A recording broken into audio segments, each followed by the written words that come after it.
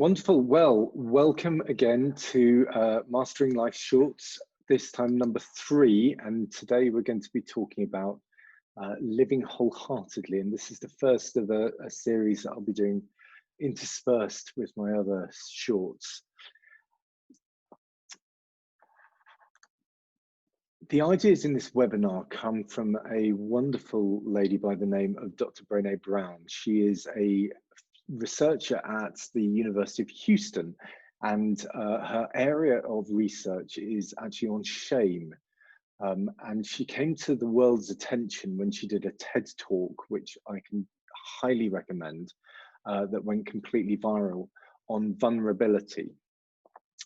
And she was talking in this TED talk about the fact that she's a shame researcher, and she was looking for why people feel shame. And she found a group of people that she calls the wholehearted, who didn't seem to get caught up in the same issues of shame that the rest of us do. And these wholehearted people live life to the full. And she was trying to work out what drew this group of people together. So she's done many interviews with people over the years.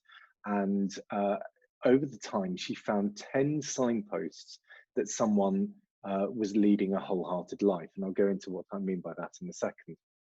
What I'm going to do in this Mastering Life Short is I'm going to be talking about the first 3 of her 10 signposts for a wholehearted life. Now, what is wholehearted living? It is about engaging in our lives from a place of worthiness. It means cultivating the courage, compassion, and connection to wake up in the morning and think, no matter what gets done and how much is left undone, I'm enough. So it's just being comfortably you. And so this webinar is very much just skimming the surface. All I'm doing is I'm giving you 3 very short ideas that are going to take some time to unpick. And I encourage you to do so after the webinar, first of all, by using the worksheet that I'll go into later, that will give you an exercise for each of these 3 wholehearted living signposts. But also, if you find that there's one of these that's really resonating with you and you think, yes, that's what I need to really think about, then do contact me. And one-on-one coaching is a really great way of going deeper into all of these areas. And I work with people in my coaching practice on all of these things to really work out how this affects your life and how you can get more wholehearted in your life and live in this place of worthiness in your life. So jumping straight in, the first of our wholehearted living signposts is culturing authenticity, letting go of what people think. And although it sounds very highfalutin, basically what this is making sure you're surrounded by the people who really are able to be around you and trust you for who you are. Now, Brene Brown talks about the difference between fitting in and belonging. So fitting in is, if you see all these teenage comedies where there's the new girl in the school who tries to work out which group she wants to fit in, and she ends up doing her hair and her makeup and dressing in the way to fit in to the plastics. That's not belonging. That's just doing what other people expect you to do to be with them. That's not being authentic. I had this just now. I literally just now have come off another call where I was part of a team teaching coaching skills to new people who might want to become coaches. And I had a choice. Do I tell them about my coaching practice? Do I talk about the practice I've got in education? Or do I talk about the coaching practice where I coach LGBT plus people? And I decided from day one I was going to talk about my LGBT plus coaching practice too, maybe not in the details that I go into with these courses, but I'm not showing up authentically if I'm hiding a big part of what I'm doing. So I made that choice. Now, that's not how I've always been. If I look back to when I was a teenager, I was hiding who I was from most people. I knew I was gay. I was quite happy with that, but I wasn't openly gay.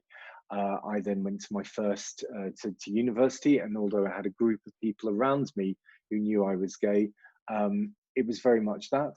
And I remember being in my first part-time job while I was at university, and the people who I was interacting with, they guessed I was gay, but I would always say, "Oh, it doesn't matter. I don't talk about my personal life," or things like that. But it meant that I wasn't able to make connections with people. I wasn't able to meet the gay people in my organisation that I was working for, who could possibly have taken me further in life. I wasn't able to meet new people, to go out to new clubs and bars and things. So I was missing out. I then went on and became a school teacher. And at the time, it would have been inadvisable for a teacher to be an out gay man. And that I found a real shame that I wasn't able to be a role model for LGBT plus people in school. However, I was also not necessarily out to my co-workers. But what I did do is I took another step towards that, and I would talk about my partner by name, but not by saying he was my partner or my husband or whatever. So people could draw their own conclusions, and I reckoned, well, if they wanted to know more, they could come towards me, and if they didn't, then they would just move away or they wouldn't ask the question. In my latter jobs, then I decided very clearly that I was going to be completely authentic to who I was. So even with my colleagues in Egypt and Malaysia and Indonesia and China, who could potentially have been very homophobic, I decided when they said, "Oh, do you have a girlfriend?" I'd say, "No, actually, I'm gay, but I broke up with my husband a couple of years ago," as was the case at the time. And I was very comfortable in doing that because I thought to myself, if they don't want to know me, they don't get me. If they are intrigued enough to be able to accept that, then they're welcome to be part of my bubble of people. And therefore, I felt much happier. And as it was, even the most religious person in Egypt who I was working with sat down one night with me and just had a chat and was really interested in my life and who I was. So I actually gained huge amounts by being much more authentic and be who I am and being open about that. The next signpost from Brene Brown is improving self-compassion, letting go of perfectionism. Now, it's so funny that I was talking to a colleague, well, in fact, someone who did coaching with me when I was on my training course previously, just this morning. And he was talking about the fact that for the last 3 months, he's been telling me that his website is about to be opened, and it hasn't been opened. And I was like, what's going on here? And he said, oh, I just wanted to make it perfect. And I pulled up this slide and said, I'm about to talk about this. What is perfect? Is perfect the website that you would like if you had 1 million years and huge amounts of money and huge amounts of time? Or is website that is good enough, that's the one that should be on there? And a lot of this is about how we judge other people versus how we judge ourselves. So if I look at my website, I see all the cracks. If I look at someone else's, I don't. I just look for the information I'm on there. Likewise, if we're in a presentation at work, if we're standing up in front of colleagues and we make a blunder or we forget something, then it's the worst thing in the world. If we then watch someone else, we're not sitting there picking holes in their presentations. We're thinking, am I gaining out of this? Now, obviously, now and then there are absolutely terrible presentations. So I'm not telling you just to be rubbish. I'm telling you to give yourself a break. I do this with my boy all the time. He tells me he's fat. So what do? I stand in front of the mirror, I pull up my t-shirt, I pull up his t-shirt, and I say, okay, which one of us is fat? And he goes, oh, but you have a perfect body. I'm like, really? Look at yours and look at mine. Who's the fat one out of us two?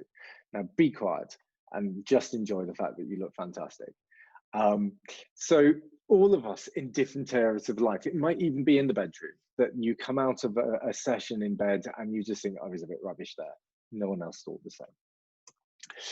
Next, resilient spirit, letting go of numbing and powerlessness. The really important word on this is powerlessness. What are you powerless to do anything about. Now, there are some people who, whether it's due to medical issues or the world they live in or money or something, that they cannot move forwards in life. I'm not talking to people who are clinically depressed here. I'm talking to the vast majority of people who have got lots of choices in life. So the people who come back from work and say, oh, my manager's always getting at me, or there's too many works, or something doesn't happen in the way you want it to happen. You're not as powerless as you think you are. What do we do? Instead of doing something about it, we numb ourselves.